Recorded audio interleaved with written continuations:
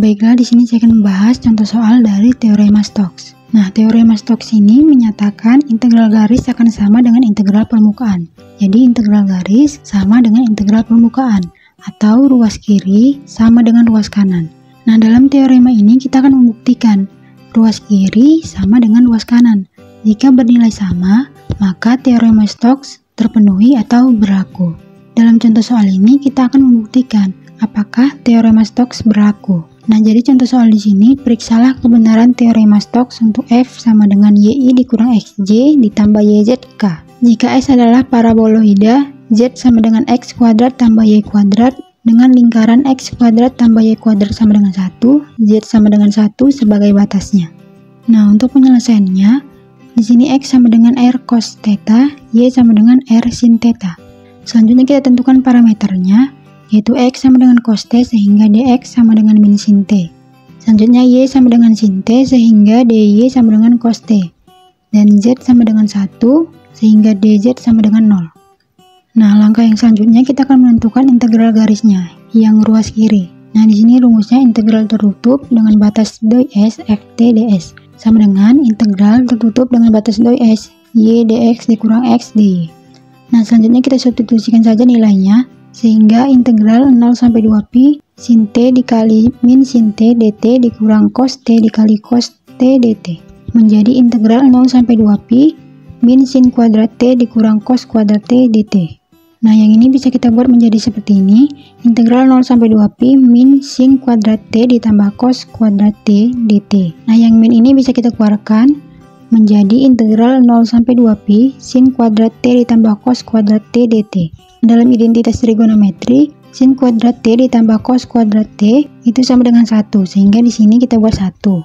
Sehingga min dikali integral 0 sampai 2pi 1 dt. Kemudian kita integralkan terhadap T, dan kita masukkan batasnya menjadi min T dengan batas 0 sampai 2pi, maka didapat hasil integralnya yaitu min 2pi. Nah, setelah ruas kirinya kita cari, kemudian kita cari yang ruas kanannya. Nah, yang pertama kita akan mencari curl F-nya. Untuk penyelesaiannya dibuat seperti bentuk matriks 3x3 sehingga didapat hasilnya ZI ditambah 0J dikurang 2K. Maka M sama dengan Z, N sama dengan 0, dan P sama dengan min 2. Nah, Z itu sama dengan Fx, Y. Sehingga di sini X kuadrat ditambah Y kuadrat. Kemudian kita turunkan parsial terhadap X dan terhadap Y, maka didapat Fx sama dengan 2X dan Fy sama dengan 2Y. Nah, selanjutnya kita integralkan hasil dari curl F-nya. Maka di sini integral lipat 2 dengan batas R min M fx dikurang N fy ditambah P dx dy. Kemudian kita substitusikan saja nilai yang sudah didapat. Sehingga menjadi integral lipat 2 dengan batas R min Z dikali 2x dikurang 0 kali 2y dikurang 2 dx dy. Nah, sampai sini bisa kita kalikan menjadi integral lipat 2 dengan batas R min 2xz dikurang 2 dx dy.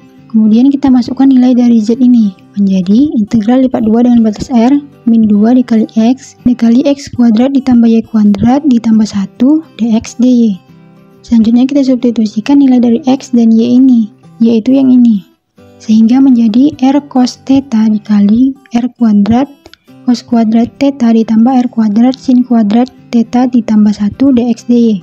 Nah, yang min 2 ini kita keluarkan. Selanjutnya ini kita selesaikan menjadi min 2 integral lipat 2 dengan batas R pangkat 3 cos theta ditambah 1 dA. Nah, sampai sini kita ubah yang dA ini menjadi koordinat polar, menjadi R dr d theta. Sehingga untuk batasnya yaitu integral 0 sampai 2pi integral 0 sampai 1. Selanjutnya ini bisa dikalikan menjadi min 2 dikali integral 0 sampai 2pi integral 0 sampai 1 R pangkat 4 cos theta ditambah R dr d theta. Selanjutnya yang ini diintegralkan terhadap R, kemudian dimasukkan batasnya, didapat hasilnya 1/5 cos theta ditambah setengah. Sehingga menjadi min 2 dikali integral 0 sampai 2pi 1/5 cos theta ditambah 1/2 d theta.